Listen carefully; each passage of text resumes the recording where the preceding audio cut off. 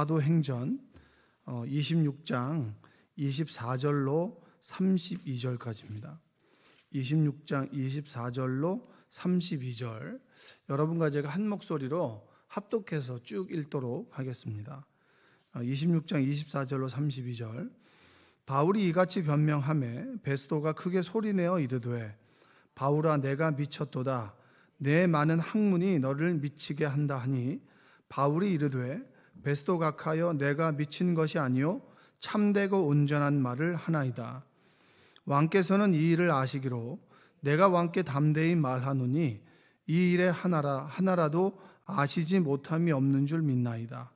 이 일은 한쪽 구석에서 행한 것이 아니니이다. 아그리빠 왕이여 선지자를 믿으시나이까 믿으시는 줄 아나이다. 아그리빠가 바울에게 이르되 내가 적은 말로 나를 권하여 그리스도인이 되게 하려 하는도다. 바울이 이르되 말이 적으나 많으나 당신뿐만 아니라 오늘 내 말을 듣는 모든 사람도 다 이렇게 결박된 것 외에는 나와 같이 되기를 하나님께 원하나이다 하니라. 왕과 총독과 번이게와 그 함께 앉은 사람들이 다 일어나서 물러가 서로 말하되 이 사람은 사형이나 결박을 당할 만한 행위가 없다 하더라. 이에 아그리빠가 베스도에게 이르되 이 사람이 만일 가이사에게 상수하지 아니하였더라면 석방될 수 있을 뻔하였다 하니라. 아멘. 오늘도 하나님의 은혜가 여러분의 삶 가운데 함께하기를 주님의 이름으로 축복합니다. 내일은 우리 생명나무 교회가 조금 교회력보다는 조금 일찍 드리는데요. 추수감사 주일입니다. 여기 보면은 감사 나무에다가 이렇게 감사 기도 제목도 좀 주렁주렁 달아놨는데 여러분의 올 한 해가 이렇게 열매 맺는 한 해가 되길 바라고, 그리고 돌아오는 또 이렇게 내년에도 풍성한 감사가 넘치는 가정이 되시기를 주님의 이름으로 축복합니다. 자, 바울이 이제 베스도와 아그리빠 왕, 그러니까 아그리빠 왕은 이스라엘을 다스리는 총독이었고 왕이었고 분봉왕이죠. 로마에서 파견한 왕이었고, 그리고 이제 총독도 베스도라는 총독은 로마의 법을 감시하고 집행하는 총독입니다. 그 앞에서 자신을 이제 변호하는 거예요. 근데 이제까지는 이제 유대인 앞에서 변호했을 때 유대인들은 저항이 있었죠. 저항이 있었습니다. 복음을 이야기할 때마다 돌을 던지려고 하고 막 함성을 지르고, 그리고 바울을 방해했다면 이제는 공식적으로 자신이 죄를 짓지 않았고, 그리고 자신의 신앙 고백을 하는 내용이 바로 이제 25장, 26장에 관련된 내용입니다. 이제 바울이 끊임없이 자신이 그 다메섹 도상에서 주님을 만났다라고 하는 고백을 늘상 해요. 왜냐하면 그 인생 가운데 가장 중심축이 뭐냐면 주님을 만났던 고백이기 때문입니다. 여러분, 주님을 만났던 그 시간들을 기억하십니까? 내가 정말 주님을 인격적으로 만나고 내 인생이 바뀌고 이전과 이렇게 오던 길에서 다시 돌이켜서 주님께로 돌아가는 그 인생의 여정의 그 순간을 자꾸 잊고 살아가지만, 여러분, 바울은 끊임없이 사람들 앞에서 내가 다메섹 도상에서 주님을 만났습니다라고 얘기를 합니다. 바울이 이야기했던 것이 뭐냐면, 우리 한번 오늘 읽진 않았지만 20절을 한번 읽어볼까요? 20절 한번 읽어보겠습니다. 한번 띄워주세요. 20절 읽겠습니다. 먼저 다메섹과 또 예루살렘에 있는 사람과 유대 온 땅과 이방인에게까지 회개하고 하나님께로 돌아와서 회개에 합당한 일을 하라 전함으로. 이제 바울이 사람들 앞에서 자신을 변호할 수 있는 기회를 얻었을 때 자신을 변호하면서 다른 색깔로 복음을 전합니다. 자, 내가 사람들에게 이야기했던 것이 뭔 줄 아십니까? 저는 회개에 합당한 열매를 맺으십시오라고 얘기했습니다. 회개라고 하는 건 뭐죠? 돌이킬 회, 고칠 개잖아요. 뉘우치고 내 삶이 바뀌는 것. 그 회개라고 하는 것은 사실은 내 홀로 내 의지로 되는 것이 아니에요. 하나님께서 나와 함께 해주실 때, 하나님의 말씀이 나와 함께 하시고 성령께서 나를 조명해 주실 때 내가 이렇게 살면 안 되겠구나라고 하는 것을 깨닫고, 그리고 내가 다시 돌이키길 원합니다라고 하나님께 고백하게 될 때 우리의 부족한 의지에 성령께서 함께 하심으로 내 삶이 완전히 돌이켜지는 거예요. 여러분, 회개 또한 내 힘과 내 뜻으로 되는 것이 아니라 성령의 온전한 도우심 가운데 되는 것입니다. 할렐루야.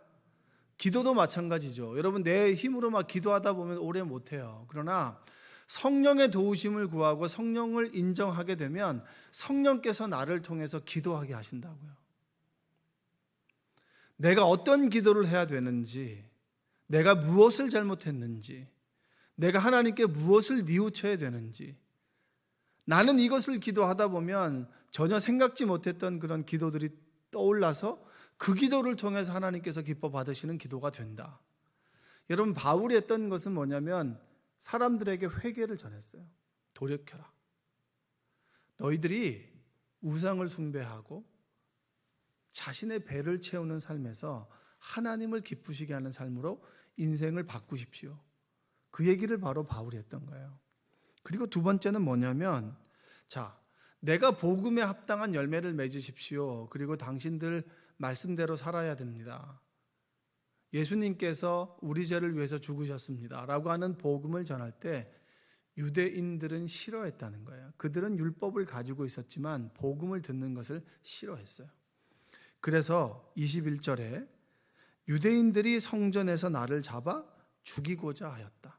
복음을 듣고 그 복음에 찔려서 내가 어떻게 살아야 되는지를 스스로 돌이키는 것이 아니라 그 찔리게 만들었던 바울이 미워서 그를 죽이려고 하는 거예요. 여러분, 그리스도인과 그리스도인 아닌 사람, 성숙한 사람과 미성숙한 사람의 차이점이 뭔지 아십니까?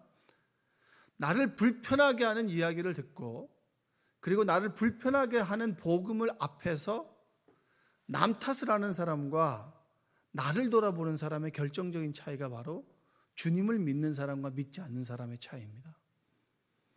여러분을 불편하게 만드는 사람이 있죠. 그 사람이 꼭 옳은 말을 하죠.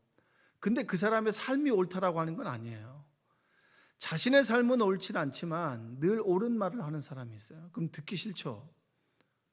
그런데 듣기 싫은 말을 들을 때, 야, 넌 니나 똑바로 해라 라고 얘기하는 사람과 그 말을 그냥 듣고 그 말 속에 하나님의 선한 뜻과 계획이 있나? 나를 돌아보는 사람과 결정적인 차이가 있는 거죠.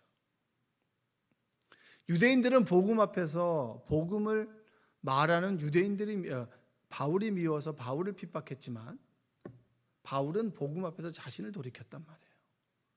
그게 바로 복음과 그리고 바울의 관계고, 그리고 복음과 유대인의 삶의 태도가 바울과 전혀 다른 겁니다. 그리고 세 번째로는 뭐가 얘기하냐면, 예수님께서 고난을 받으셨습니다.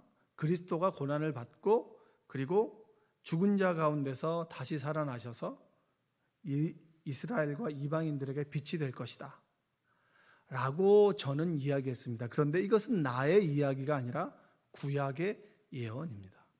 여러분, 정말 죽음의 위협 가운데 또박또박 자신의 할 말을 제대로 전한 바울은 스스로의 힘과 용기가 아니라 성령의 도우심을 입었다라고 얘기할 수 있어요. 예수님께서 죽으시고 그분이 그리스도가 되시고 그리고 죽으셔서 부활하셨다. 이것은 예수님께서 잘해서 그런 것이 아닙니다. 그것은 바로 하나님께서 예언자들을 통해서 말한 예언입니다. 이 얘기를 딱 들으니까 사실은 유대인들이라면 돌을 던졌을 텐데 베스토와 아그리빠 왕과 버니게라고 하는, 쉽게 말하면 지도자들, 그들의 지도자를 딱 듣고 난 다음에 이게 뭐냐, 아차, 이 사람이 나한테 전도하나? 복음 전하나? 라고 생각한 거예요. 요약하면 22절과 23절 한번 읽어볼까요? 읽어보겠습니다. 하나님의 도우심을 받아 내가 오늘까지 서서 높고 낮은 사람 앞에서 증언하는 것은 선지자들과 모세가 반드시 되리라고 말한 것밖에 없으니 곧 그리스도가 고난을 받으실 것과 죽은 자 가운데서 먼저 다시 살아나사 이스라엘과 이방인들에게 빛을 전하시리라 함이니이다 하니라. 주님의 모든 이 행동과 죽으심과 부활은 구약의 예언입니다. 이 얘기는 유대인들, 너희들 예수님을 핍박하지 마. 그것은 예언자들과 선지자들이 미리 하나님을 통해서 예언한 바 그대로야. 그러니까 이 얘기를 바울이 전하게 됐을 때 베스도가 딱 듣고 뭘 느꼈냐면, 네가 나에게 전도를 해? 네가 참 많이 안 해? 근데 네가 너무 많이 알아서 네가 살짝 맛이 갔구나, 이 얘기를 하는 거예요. 이게 바로 24절 한번 읽어보겠습니다. 24절. 바울이 이같이 변명하매 베스도가 크게 소리내어 이르되, 바울아, 내가 미쳤도다. 내 많은 학문이 너를 미치게 한다 하니.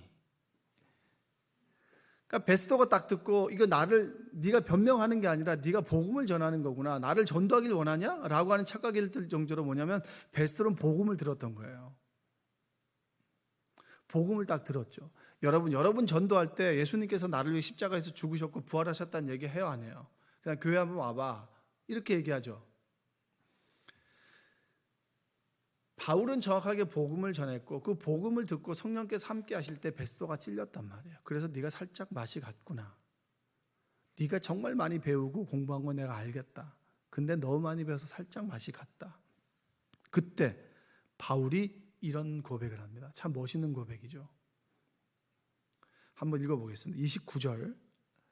바울이 이르되, 말이 적으나 많으나 당신뿐만 아니라 오늘 내 말을 듣는 모든 사람도 다 이렇게 결박된 것 외에는 나와 같이 되기를 하나님께 원하나이다 하니라. 자, 여러분 저를 좀 닮으세요라고 제가 얘기하는 거 들어보셨어요? 나를 닮으세요라고 하는 얘기를 들어보셨어요? 안 들어보셨죠? 제가 왜 얘기 못할까요? 제가 하나님 보시기에나, 그 다음에 여러분 없을 때 하는 나의 행동, 그리고 나의 태도, 이런 것들이 하나님께 부끄러울 때가 참 많은 걸 저는 압니다. 그렇기 때문에 여러분 신앙생활 나와 같이 하십시오라고 얘기를 못 하잖아요. 여러분 스스로 여러분 자녀들에게 신앙생활은 나와 같이 이렇게 해요, 안 해요? 이거 참 어려운 거예요.